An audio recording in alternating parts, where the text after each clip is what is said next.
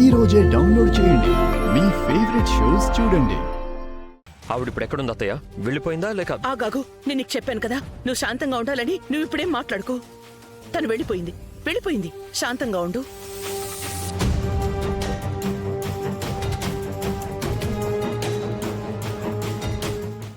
నాకేమనిపిస్తుందో తెలుసా? బహుశా తను ఇక్కడికి ఇందుకే వచ్చింది.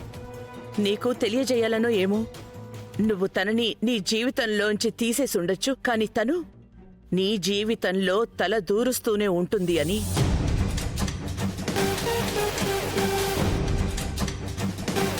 ఇక ఇప్పుడు నీ సంతోషాలకి గ్రహణం పట్టించడానికి తన దగ్గర రేఖా చౌదరి అనే ఆయుధం కూడా ఉంది.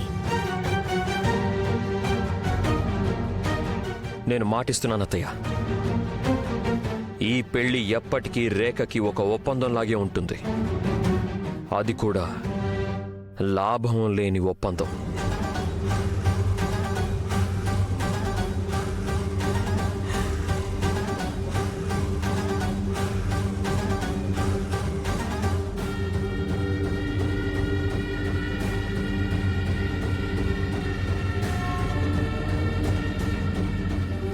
అమ్మా, ఇది నాన్నగారి జ్ఞాపకంగా నువ్వు దాచుకున్నది కదా, మరిప్పుడు నాకెందుకు ఇచ్చేస్తున్నా? నేను చెప్పేది జాగ్రత్తగా విను. మీ నాన్న ఇచ్చిన ఈ గాజులు జీవితంలో ఎన్నో ఒడిదుడుకుల్లో నాకు ధైర్యాన్నిచ్చాయి. ఇక ఇప్పుడు నీ కొత్త జీవన ప్రయాణంలో ఇవి నీకు ఎంతో ధైర్యాన్ని ఇస్తాయమ్మా. కానీ అమ్మా, కానీకేని ఏమి వద్దు. రేఖ, ఈరోజు నువ్వు నాకు ఒక మాటివ్వు. నువ్వు ఈ పెళ్లిని, నీ ఈ కొత్త బంధాన్ని నిండు మనసుతో స్వీకరిస్తానని. ఇన్ని రోజులు నువ్వు మిగిలిన బంధాల్ని ఎలా నిలబెట్టుకుంటొచ్చావో అలా. రేఖ, ఈరోజు ఏదైనా తప్పు జరిగితే రేపు సరిదిద్దుకో. ఎప్పుడైనా కష్టాలు సుఖాల కంటే ఎక్కువ దక్కితే వాటిని సముదాయించుకో. నీ ఈ కొత్త బంధంలో వెనకడుగు వేయటానికి ముందు ఒక్కసారి అడుగు ముందుకు వేయటానికి ఖచ్చితంగా ప్రయత్నించు రేఖ. అలా చేయటానికి నీకు ఏవైనా ధైర్యం తక్కువైతే ఈ గాజులు నీకు శక్తినిస్తాయి.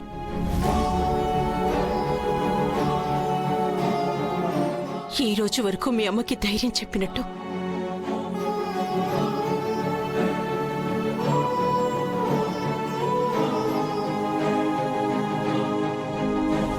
నాకు ప్రమాణం చేయి రేఖ. నేను మాటిస్తున్నానమ్మా, నువ్వు అసలు దిగులు పడకు. నాన్న నువ్వు నాకు నేర్పిన సంస్కారాన్ని ఎప్పుడూ నాతోనే ఉంచుకుంటాను. నా సంతోషాల్ని బలి చేసుకుని ఈ బంధాన్ని నిలబెట్టుకోవాల్సి వచ్చినా సరే నేను నిలబెట్టుకుంటాను.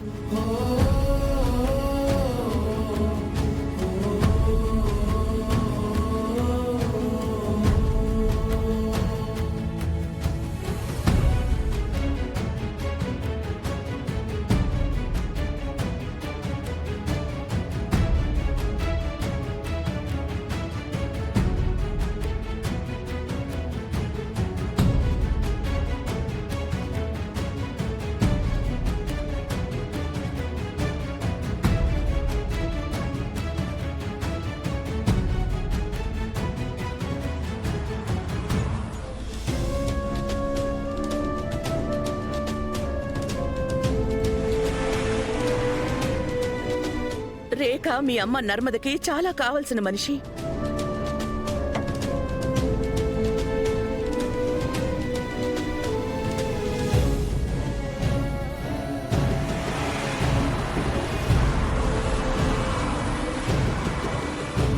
అరే, రేఖ జస్ట్ ఇప్పుడే మనల్ని క్రాస్ చేసింది, నేను చూశాను.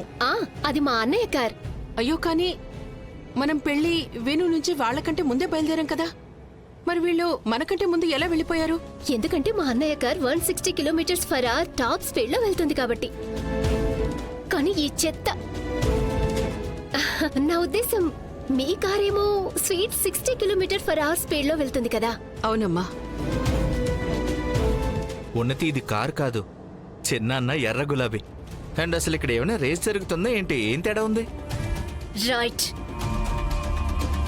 రేస్ కాదు, మీ అందరి మీద కేసు పెట్టేయాలి ఇలాంటి చెత్త డొక్కు కార్ పెట్టినందుకు. ఉన్నతి నీకు తెలుసా, మా వంశం మొత్తంలో అటు పుట్టిల్లు ఇటు మెట్టినిల్లు రెండు వైపులా చూసినా కేవలం మా దగ్గర మాత్రమే కారుండేది. హా, కానీ నా మాట విని ఇక ఈ కార్కి కూడా అప్పగింతలు చెప్పేయండి. ఆ, ఇక్కడ చూడండి, ఆ అప్పగింతల కన్నీళ్ళకి తడిచిన టిష్యూస్ ని ఇంకా చేతిలో పెట్టుకుని కూర్చున్నాను. అరే పెద్దమ్మ, మీకు తెలుసా ఈ కాలంలో కార్లలో డస్ట్ బిన్లు ఉన్నాయి. కొత్త వదిన వచ్చింది కదా, నన్న మాట విని ఈసారి దీన్ని నడపడానికి ముందు, గ్యారేజ్ కి తీసుకువెళ్ళడానికి ముందు మ్యూజియం కి తీసుకువెళ్ళండి. అయ్యో స్మిత, బానే ఉంది కదమ్మా కార్. కానీ కొంచెం చోటు సరిపోలేదులే. అయినా మన కుటుంబం కూడా పెరిగింది కదా. అయినా మనకు డస్ట్బిన్ తో పనే ఉంది. నువ్వు ఉన్నావు కదా మా దగ్గర, పట్టుకో. ఓ ఇదిగో అమ్మా. అబ్బా మమ్మీ, ఓ, మీకు ఈ కార్ ని పంపించేయడం ఇష్టం లేకపోతే మీరు నన్ను పంపించేయండి.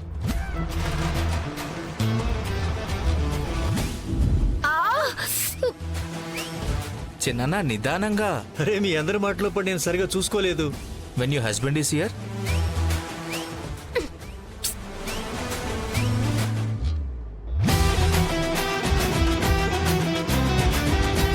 ఓ గాడ్, బోల్డన్ని పక్షుల్ని ఒకేసారి పంజరంలో బంధిస్తే వాటికి ఎలా ఉంటుందో, ఎలా ఉక్కిరి బిక్కిరి అవుతాయో ఇప్పుడు నాకు కూడా అలానే అనిపిస్తుంది.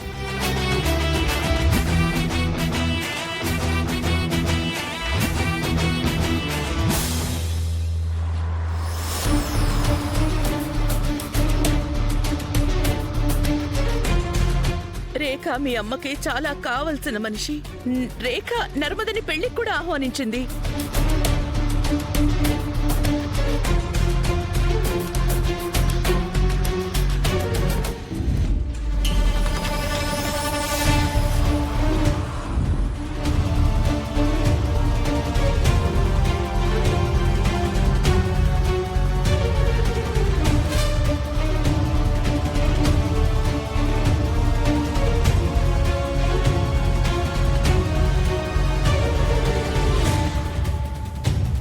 మనం ఇలా ఇద్దరం ఎందుకు వచ్చేసాం వెన్యూ నుంచి? మిగతా వాళ్ళందరూ ఎలా వస్తారు? మా ఫ్యామిలీలో ఎంతమంది అయితే ఉన్నారో అంతకంటే ఎక్కువ కార్లే ఉంటాయి.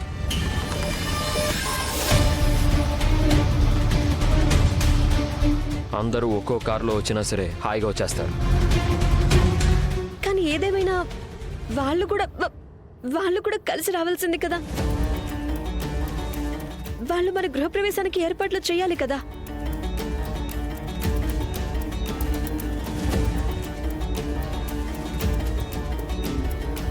రేఖ మీ అమ్మకి చాలా కావలసిన మనిషి.